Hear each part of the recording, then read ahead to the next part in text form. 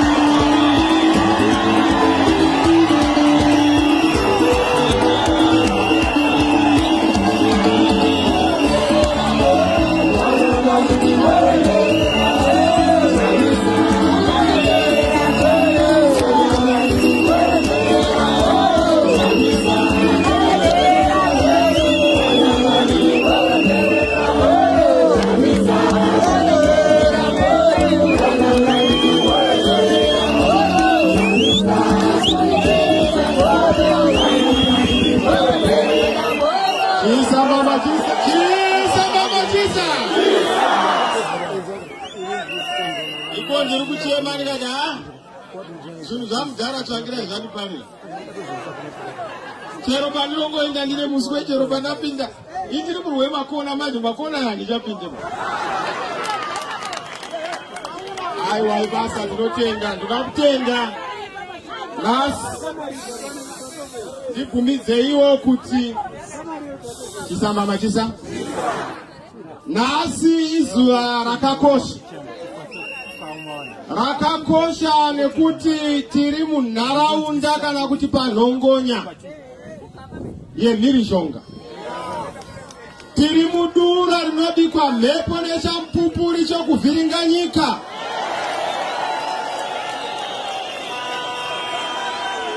Tauya kuno nokuti ndo kwakafa vazhinji.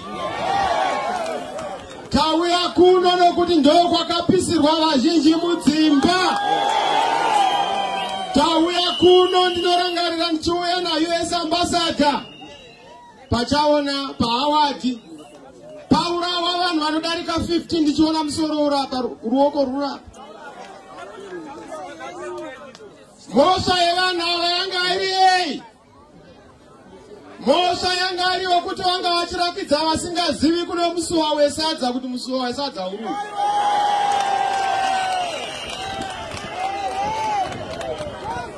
Mashonaland Central is not a ZANU-PF province. Hakuna munhu anorova munhu anomuda. Ukaona uchirova kuziva kuti haudikwi. Uye hakuna munda une goho usina sora. Mani mashona ingataura. Isamba machisa. Kukula. Saka tauya kuno nhasi. Sako oko muridzi wakatanga chunhu hapo. Dr. Richard Morgan Changirai. Asi zvaasipo akasiya atipa gwara. Gwara nderekuti vakomana batanidzai vanhu. Ndosaka muchiona tina Abita. Ndosaka muchiona tina Welshman Professor. Ndosaka muchiona tina Dr. Advocate Ambassador Mutamba. Ndosaka muchiona tina vaGuchutu. Ndosaka muchiona gaona wajoina pano vasakwinje pano wajoina pano vanga vachiti vakanyora tsamba zvechokwadi vakanyora tsamba asi ndashambisira maako anaudza tisati agadzirisa sei. Ndozvainoita chinja unenge wakubva kungopinda mukatimo. Nokutengai chisamba machisa Gukula ini chinondisimbisa chinhu wani. Chinondisimbisa ngechekuti save vakatirakidza kwatinofana kusvika. Saka nhamo yangu haisi yokutarisa kuti tinosvika kupi nekuti magumo takarakidzwa. Nhamo yangu haisi yokuti ndinotangira papi nokuti vakatanga ivo muridzi wechinhu. Nhamo yangu haisi yokuti ndichaita sei nokuti ivo ndo vakatakura musengwa wese. Chedu chete kuenda nemutoro tiinde kunopedzisa ndima. Vakasiya vapedzerana naGushungo. vakati gushungo waoneka. Iniwo hangu ndandida kupedzisa Mwari ndobva vati vasave chiuya ikuno. Basa makasiya mapedza president. Ngatirovere maoko Dr. Richard Mugabe.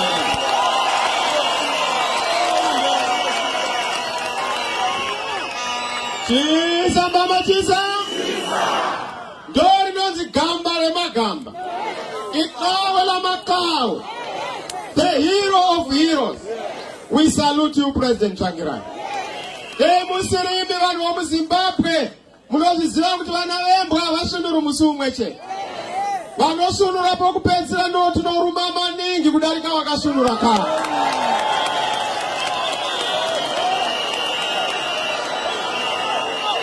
Chisa mama chisa.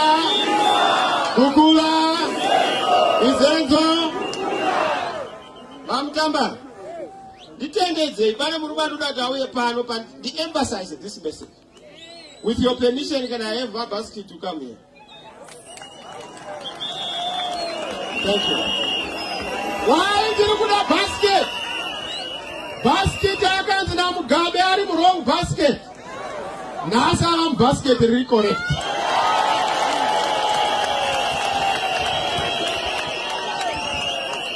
Chisa mbama chisa. Aiwa. Ini chandinofarira panyaya iyi. Alliance haina kuti toda kuti titonge isu MTC tiri toga. Yakati huyai pano tigadzire nyika. Nekuti nyika yanga yaondomoka. Saka iniwo ndakatumwa neMagama Talks. Magama Talks akati nyaya vachamisa ndo chaiyo.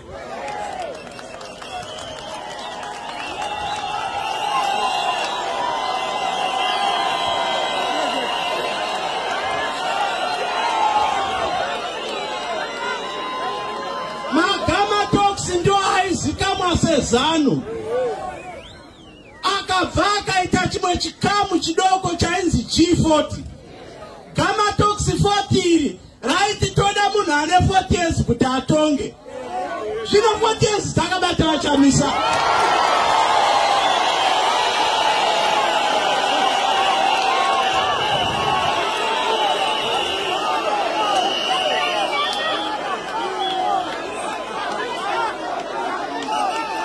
Saka musati mambo chiona chegore rino. Muchaona vose vamaiti Magama Talks vachiti tinoda kuti chamisa ave iye anovotekwa.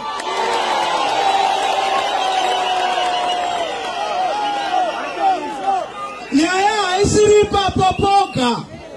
Masoja akauya achiita zvaakaitawa. Akauya akabirawo neMagama Talks. Saka vanototi beta tisimbire pane vachamisa. Vadzore zvanga zvatogwa nemasoja. Ndokuti nyika igonaka. Ndosaka maona mvura yonaya yava kutenda nekuti Mwari vari kuti mukomana uyu ngaachitambusa. Ndiye Solomoni. Asi rokupadzisira pane zvinombotaurwa nemukomana uyu vanhu vachishamisika. Unochinya kuona zvisingaonekwi nemaziso. Asi zvakaitika kuti nyangwe munguva ya Solomoni mudoko achitonga hanzi mari yakaita sematombo vanhu vachipocherana nokutamba nayo. Akataura mabullet train vasingavoni vanoshamisika. Akataura kuti kune airport inofanira kuigwa ndega dzichibhururuka kubva pataundi negrowth point yoga vanhu vanoshamisika. Zvichaitika nekuti yava nguva yacho. Vechidoko ngavaende mberi. Tatenda.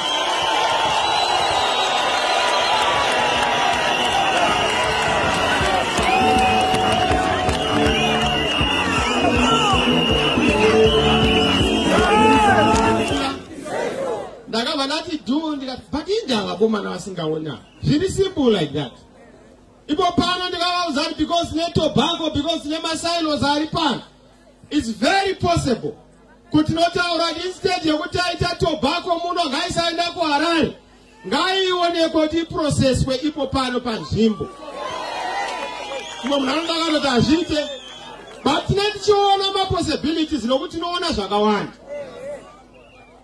ndiyo vakomana nyaya yeairport havangainzwisisi vaguchuti ndavakaparadza nemabus stop akaitwa naSmith chaivo kuti bus stop iyo hakuchina kana muri semuharare mateminasi aSmith kurizende vakaparadza Market Square hakuchina zvino kana vachiparadza terminasi vangaiona airport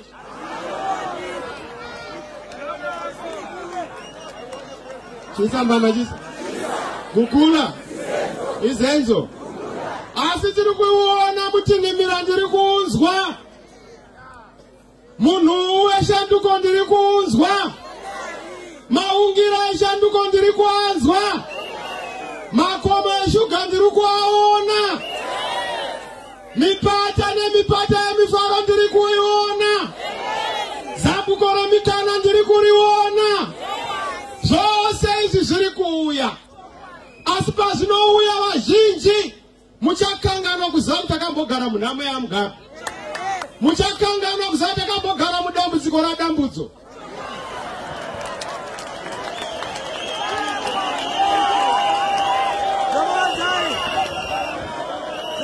chisa mama chisa toda kuenda nenyika kupiko isu kana tichitaura nyaya Kenani hatingotauri chete zvituko ndakataura ndikati this year is not a year of fighting on insults gore rino hatidi zvituko hatidi pasina nhingi roverai pasi nhingi musarovera vanhu pasi vakawira pasi kare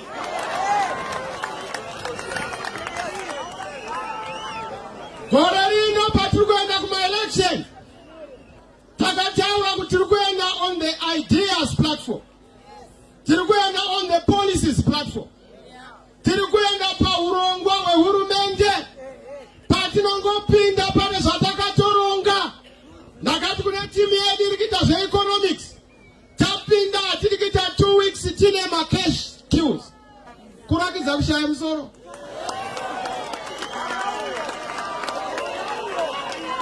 isu hatiende kunosunga sikafu dzanamunangagwa tine sikafu yemari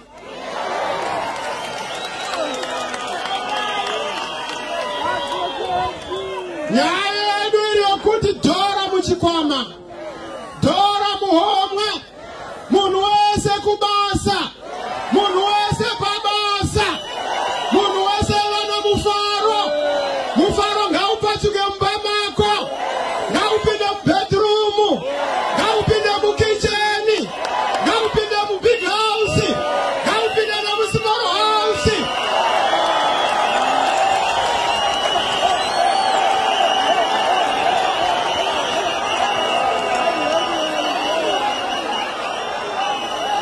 ndakubata ndikubvira imba hombe neimba diki pamba pako kwete zveizva muri kufunga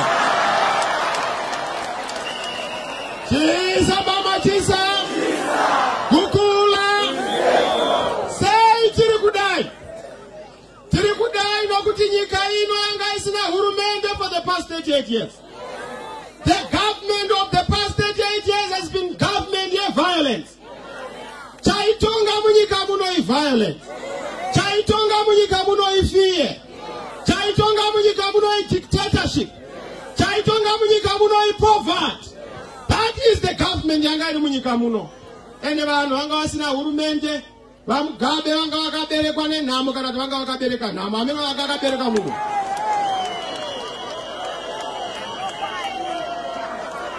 zvino tiri ipapo chinotishambisa ndechekuti Ngwena Idi my brother ari kuuya achiti inini ndioneiwo Zimbabwe is open for business nesongo ndioneiwo gamba rakutonga tikati maamuri kupi pesa vamugabe pavairara imi mairara muri pasai vamugabe pavaida kudonha paairport imi maida kudonha muri pasai maakutiudza sei nhasi kuti maakuda kunge munhu akazvarwa gore rapera maakuya neajenda ipi yamunouya nayo ndakataura ndikati mhandara yapfeka jojeti kana kupfeka kanew clothes azvire kuti mhandara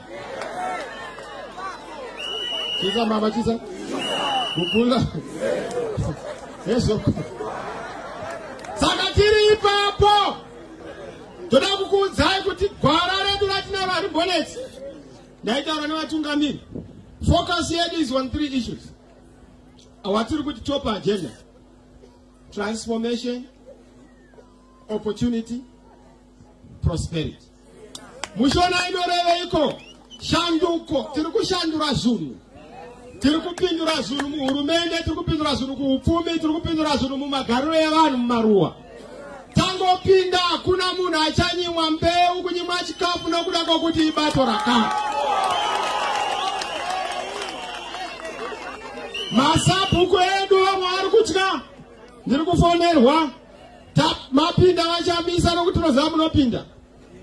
Kana mapinda konyaya yokuti nechitwa senenyaya dzemari dzedu. Ndikati isu tiri clear. Masabhuku ndo atinoshanda nawo sevanhu vanoshandira nyika. Nokuti ndo vanochengeta tsika nemagariro evanhu. Saka madzishe toda kuti hurumende isava nechokuita nekugadzwa kwemadzishe. Toda kuti madzishe agadzwe munzvimbo nemunharaunda kuenda nemumhuri imomo. Hakuna minisa anoyakuzogadza ushe, hakuna president anoyakuzogadza ushe. Ushe ngaugadzwe mumadzinza menyu.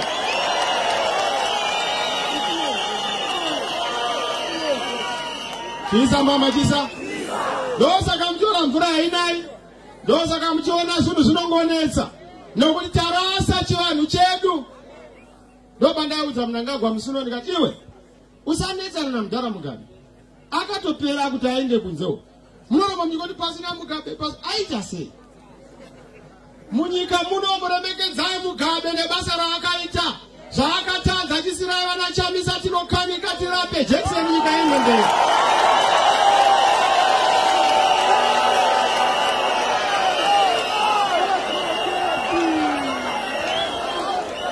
Chisa mama chisa. Kukula. Isenzo.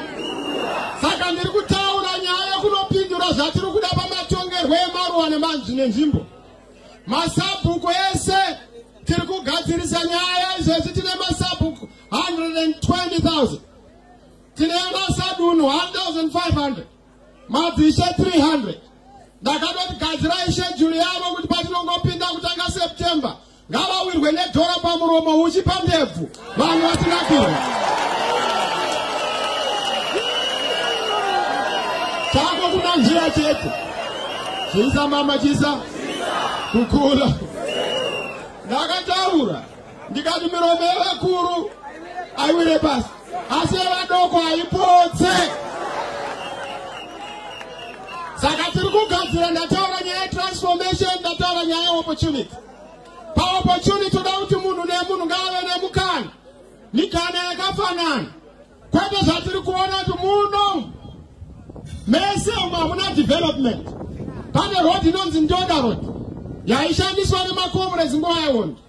Vatadza kuipedza is still a dust road. Why are they failing to resolve that? Because havana vision yokuziva kuti kana uchida kuti nyika inake tanga watsvaga umambo hweinfrastructure. Gadzira migwagwa, gadzira zvikoro, gadzira zvipatara, gadzira nyaya nandemutange, vanhu vave connected everywhere. That is the focus yatinenge tinayo. Vamwe vanoti mari munoiwana kupi? Mari tinayo. Diamond takapuwana mari kudhara. Rakazara kuti pfacha risingadi kuridya madyirwo ezana. Madyiro enhomba Mwari vanoriviga. Kusvika tauya ese richiti mari ngaiuye, ngaiende kuzvipatara, mari ngaiuye, ngaiende kumabasa, mari ngaiuye, ngaiende kusovereign wealth fund. Kota tikwanise kudevelopa nzvimbo dzedu. That is the opportunity yatoda kupa. Tokuda kupa prosperity kumunhu wese. Nyana wingi tiyo kuimba happy happy. Hamusati marohwa nehappiness. Unorohwa nehappiness yokuti unotaura kuti haiwa kumba ngakuuye kuno. Kundaiwa sekuru vavakumba kundaiwa no. Ngavazvivigei tiri kudakirwa pano. That is where we are going. Transformation, opportunity, prosperity. Ndopa tiri kuendesa nyika, shanduko, mikana, nebudiriro. Ndopa tiri kuenda ikoko, ndorningeri donzo redu. Toda kuti patinopinda munhu ngaafare. Nyika yedu ine misodzi pamatama. Zvatakarwira kuhondo hazvina kuzadzikiswa. Takarwira one man, one vote. vanhu vari kutambura kuvhota, vanhu vanofira kuvhota munyika muno. We are undermining the gains of the liberation struggle. Takarwa isu patakaenda kuona kuti nyika isununguke. We are independent but not free. Ika zvino kaina masendra kune vanhu vari kutorerwa usabhuku nokuti anonzi UMDC. Kune vanhu vari kuzauwani chikafu because unonzi UMDC. Kune vanhu vari kuzauwani fertilizer yakapuwa nehurumende ichibva kuma-taxpayer because UMDC. That is going to stop and end. Zviri kupera patiri kupinda muna July. Kutanga muna July tavhura peji itsva. Peji yekuti munhu wese ngaapuwe mukana. Peji yekuti munhu wese anofana kupuwa mbeu ngaapuwe. Peji yekuti sabhuku ita basa rako usaenda muhapwa yebato. Uri munhu wenyika ufani kushandiswa samujibha webato. Ndokwatava kuendeko. Tadaro nyika yatopera. Ndogara pasi kani.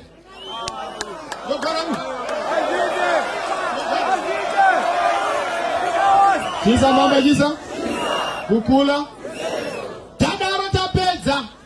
So as far as we are concerned, nyaya tichada kuti Zimbabwe izikanwe nezvairi zvinhu zvitatu. Chokutanga, Zimbabwe ngaizikanwe nenyaya education. Education yedu tichaigadzira sei? Toda kusumudza zvikoro kubva grade 1 kusvika 7. Tinokurova nenyaya yekuti haiwa mwana wese hakuna anosara. We are not going to commodify education or commercialize it. Munhu wese hande kuchikoro. Whether une mari or hauna, free primary education.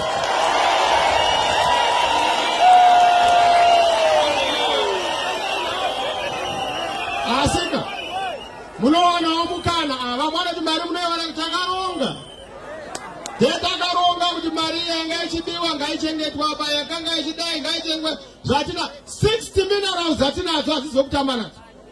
We can utilize tikafamba nenyika zvakanaka 5 years munoona kuti vamwe munemba kuti maIndia uya muzosuka ndiro, maChina uya muzokudza mombe.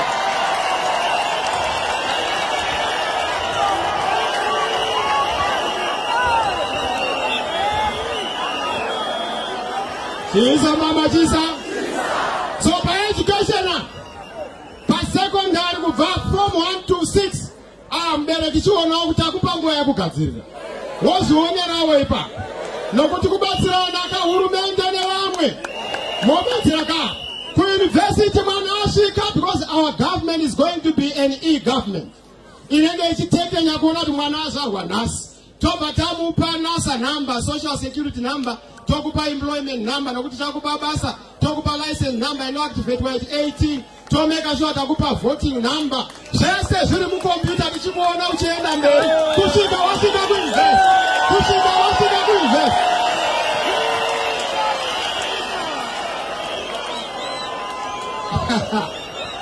Wozoti ID ungaiona nyeye. Ngwena angaiona nyeye yakadai. Unomuwanzira mudhara wangu rega azorore zvakanaka. Jisa mama jisa. Kukula. Izenzo. Saka tiri clear a bit. Tiri clear, professor. Our task is to make sure to provide them grants to university. Kuitira kuti vana vanenge vaenda kuuniversity vagadzirwe but our education. We are going to reverse what Dokora did to our education. We are going to revise the curriculum to make sure that the curriculum is answering to our issues.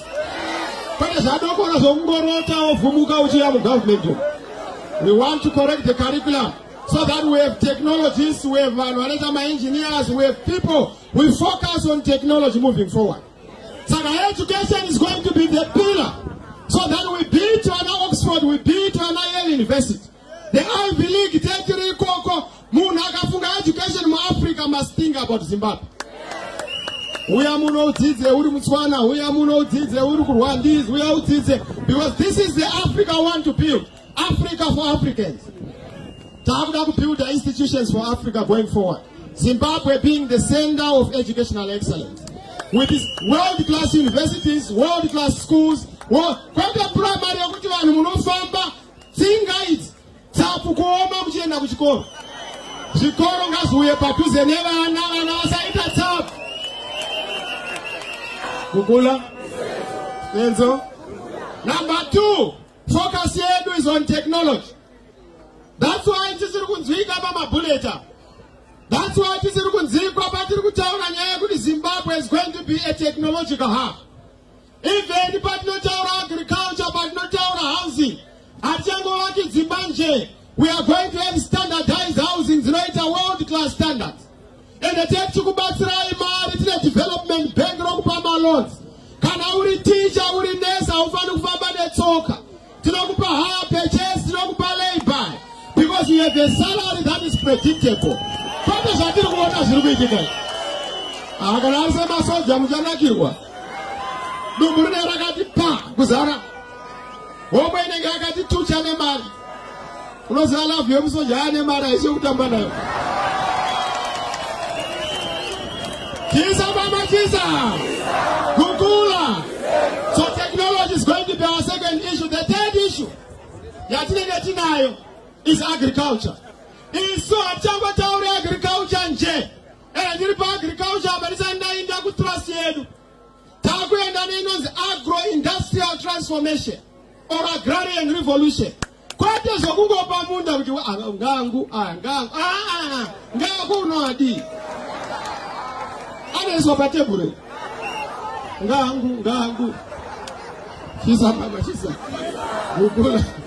Izenso. Isu tiri kutaura ndaiwas. Land is not going to be reversed. Forget about it. We are not going to reverse the distribution eminda yakaitwa. Vane munda garai makafara. Bonde ukuzwa kama ndofamba maprasu. Vachamisa hamusi kuti torona ere munda.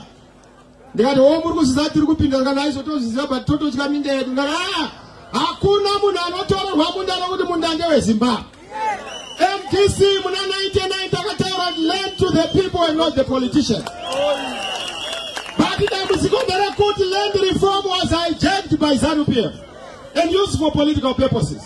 Land was an issue at the so we are not going to tamper with the issue of land. But the title. Tabapoto kupa mari. Tabapoto kupa infrastructure. Tabapoto kupa migwagwa. Tabapoto kupa zikoro. Tabapoto kupa ma hospital. Asitotita utanori mangapu access to finance in my bank. But as a command agriculture, but we spend most of our time takamira mari singabudi. Once Dakupa command, I would put the mariachi. It's the same thing in the matter of tobacco farmers. Bagada meeting in last week.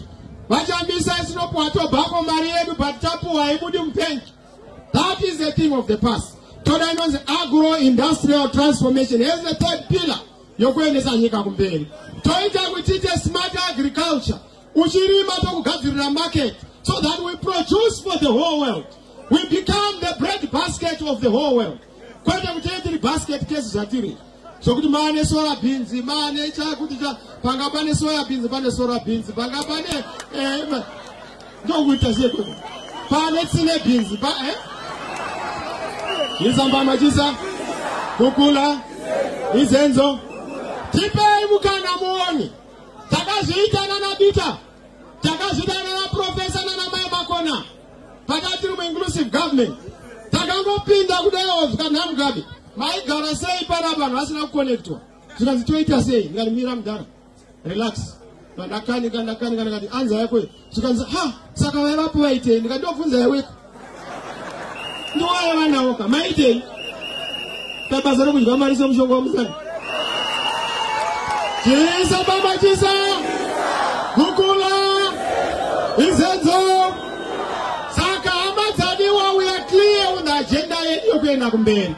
Na asina chinja the structure of speech. So that means any angle we are very clear about what we are going to do. Patiri kupinda msafunduka ndikuona ike zinoizi. Vamwari kuti tirikuramba tichemere wazurangu. Ndakaona America ichipopota. Ndosaka tifana kubvisa vakomana vamuhurumende.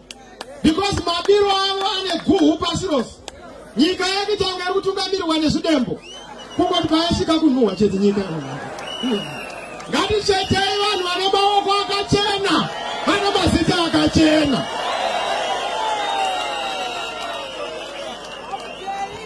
Wade kunyadzisa nyika. Chokwadi mungatiudza vasakwini. This day and age, Trukuneza Niye Saruzo, free and fair elections, Zofanamit was saying. This day and age, Chataka Wirachi, politics most of the time to the detriment of development. Though you know the sign Yokuwa cast, Yokuwa retrogressive. We have a lot of money in this country. Why are we abusing our opportunity to develop? So Madins was a lot about the struggle here to Nekwatrukwen. Kuno my central draws at Munyama. Munyama when you Tungamir Wamamuna, Wakongo Akareba. Usinas, this is the priorities of the province. Kuno Kunanda development in Ochkisa. But I can assure you, Kuti Sutrukus Oshanda to reverse that underdevelopment. Urongwati naho, my program tinao. Tobata farm, but Yenda Kupi. Nakutaura indicate Mono Watinao, Mono Kuti Patino Pinda. Nyama cash crisis no Garajitawe. It's not depends on 2 weeks. I don't know that 2 weeks to visit. I did visit 2 weeks. Makiaripo. She's a mama Gisa. I say Musatumani Bizanenda, Visa Minister, what you can also now answer you have no business to be a minister.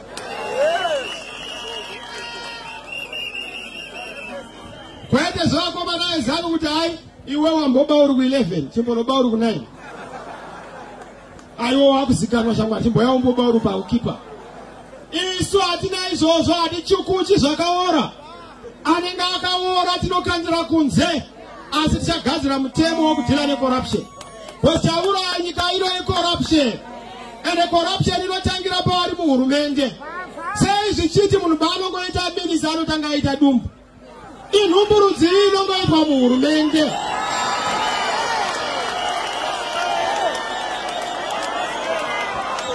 It's a nice. She's a Mama Jisa. I won't get a Dubrago. I'm going to go to the Maria. It's okay. Chipo Jopo and Awan. I see that Singadi Kutimun. I don't go Tanga Kufuma Alamur, Mende. Man, when a motor is not Durando Arimur, Mende. Man, when a Mabasa and a Marido Arimur, Mende. That should be reversed. So that my minister was able to come out Shandirawan, Urmuranda Wewan. Pete Kutiwo, Nakutanga Wakama. Mombe, Woma Mukaka, Watarisa Mugaba, Wapes, Wadamramia, so Shija, Wanakana Januan. We must correct that. And it's going to be a radical shift. Kanala Jaira Kubaramu, Mendes, Zirayu Mabi, Gazraki, and Skuru. We will not tolerate that. Chisa Mama Chisa, Kukula. Last but not least, is the issue of national healing. Chadak Badama reforms. Pa program yedu isutru kuda national healing kuti iswe mnyika muno mune ngachitara na mai vakarohwa mazhinji vachitarwa vatungamiri vakomichi mai vakarohwa vakabviswa zamo pamberi pevanhu ndobva vatanga kubuda ropa vakanoponera kuhospital. Ndakanoona na president Changira kuzumba some other time amai vakabviswa nhengo dzavo dzimwe dzinokosha. Yes, vatu vane chubi vanoshandisa. Ipapo ndingotaura zvishoma zvezvakaitika. Zvinoodza moyo makunun'unu maodza moyo ezvakaitika. But isu tichipinda under my government the first 6 months tichakuudzai kuti munhu kana pane wawakauraya uya uzodura.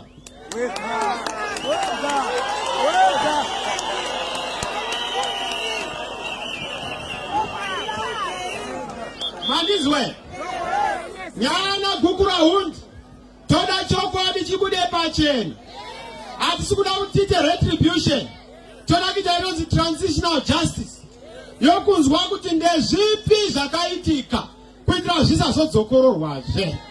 Ngatipukutei misodzi pamatama, kumatebheleland, kumashonaland, kwese kwakaitwa jambanja ngatigadzirisei. Vakapisirwa misha toda kuvaziva tivaripe mhosva mushonga wayo kuiripa.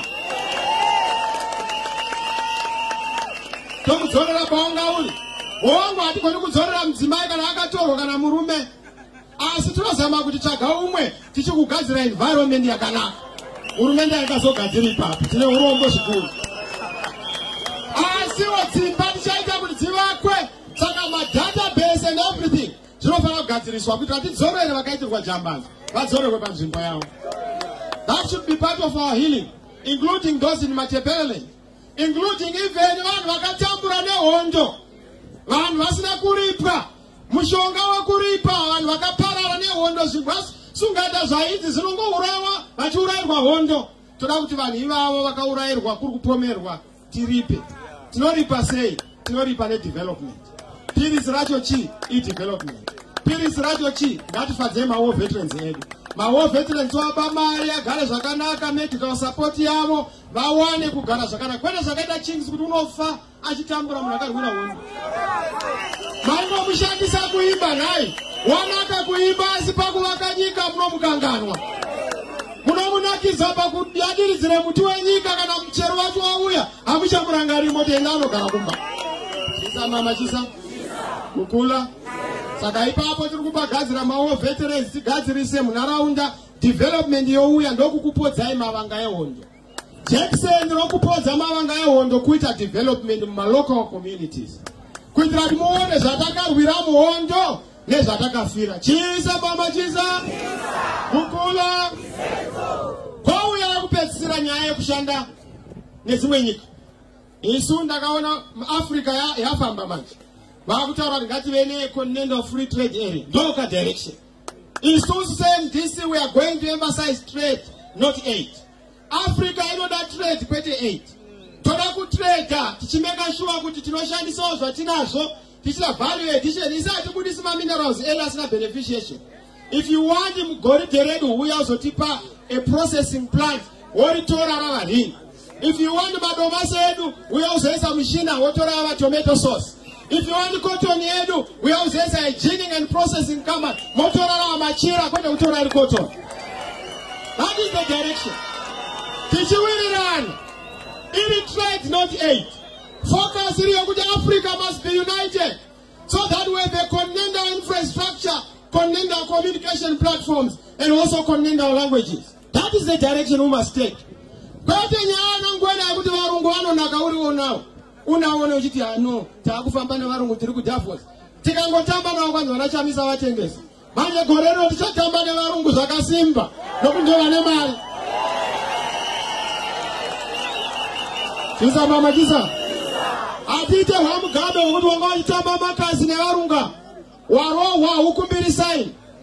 Chako wakudzinga vanhu vaenda nemari yavo. Isi nokumbira sign totekatadzora mari. Tozodzinga munhu atorwa mari yake. Chisa mama chisa. Vamwe mungabvunza ndichipedzisa kuti vachamisa munongotaura izvozvo zvinoitika sei. Masoja anoramba nenyika. Kana mahwina aindo kwandatowa inda kugadzirisa izvo indaitaura naprofesa Ncube ndikatoda kutonotaura nana Munanga who must have a government transitional act inonyora kuti kana pachitwa transition munyika inofamba sei. Kwete kuti fembera kuna Ghana kwanotaura kuti musi wakati kana uya ahwina anogadzwa musi wakati. Kwete kuti unenge achibuda ndiye unodetermine. Kwakaramba munodi akarambira munodi akarambira mukati munodziyako. Chisa mama chisa. Kukula. Ndaona mudhara wangu ane muzindi kudziya kwaari kufunga ndiko kwangu eka ndokumwe. Chisa mama chisa. Kukula. Saka toda kugadzira ipapo kuti wirirane kuti aya anotora nguva yakadai, izvi zvinogadzwa musi wakadai, nenguva yakadai, anenge atadza mhosva yanaende yakadai. Basa remasoja edu nderi, basa remapurisa nderi. Nokuti mapurisa hasi waari kuchinjwa pahurumende. Masoja hasi waari kuchinjwa pahurumende. Chiri kuchinjwa mutungamiriri wenyika nevatungamiriri vake. Masoja ndeyenyika, mapurisa ndeyenyika, maseo ndeyenyika, madzishe ndeyenyika, masabhuku ndeyenyika. Chisiri kuda kuchinjwa chete kuveura musoro, kuchinja bhareta kuti tive nebhareta riri 8. Kazvisisa. Saka ma-elections handikatauri ma-conditions ema-free and fair election. Ndonyaya tiri kugadzirisa. Takaona EU, takaona UN, tiri kuvaudza kuti isusu hatizodi. Gore rino takangwara kutamba message arira nayo. Zvakamboitwa kudhara hatichapindi 2013 year. Yokuti tinopinda torohwa takasvinura sematemba. Toda kupinda mukati topedzerana. Ende kana isina tine 2 options. Our victory or our victory. no option zatinazo wachichidaro because tiri kuziva kuti munyika makanuna kumaruzeva ndo kwachicha zvataurwa ndianataura chikwakwa jamuka ndivabiti maruzeva ndo awawesi manje ike zvino ndo kwazara chinja manje kana muri sekuzami yatanda kwese kwese nemboma munangagwa chinja yakazara inu chisa mama chisa kukula saka todzokera kudzimba chatadzokera nacho shoko ratinofana kubata ndekakunyoresa kuvhota kuna vasina kunyoresa kuvhota vakanyoresa kuvhota ndimboona une maoko kana une slipi yako nokutenda zviroere maoko thank you very much vasina kunyoresa kuvhota ngava mwana enda unoti anyorese kuvhota chimbomunyima sadza usiku hwokusvika anyoresa kuvhota chisa mama chisa